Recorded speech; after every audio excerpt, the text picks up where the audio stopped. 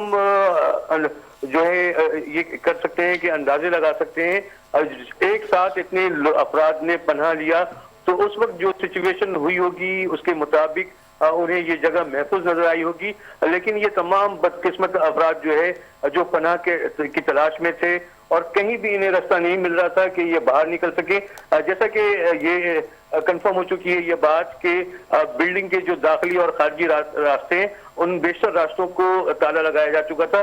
जो उस बिल्डिंग का सिस्टम था कि 10 बजे के बाद जो है जो फाजिल रास्ते थे उन्हें ताला लगा दिया जाता था। इस तरह से ये लोग बाहर ना निकल सके। बड़ी जद्दोजहद की लोगों ने बाहर निकलने की बेशुमार वीडियोज आई हैं।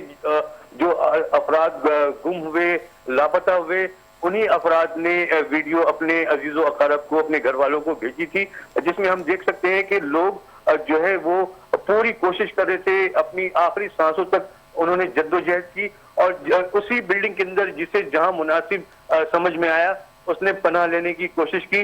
लेकिन पूरी बिल्डिंग को आग ने अपनी लपेट में ले लिया था।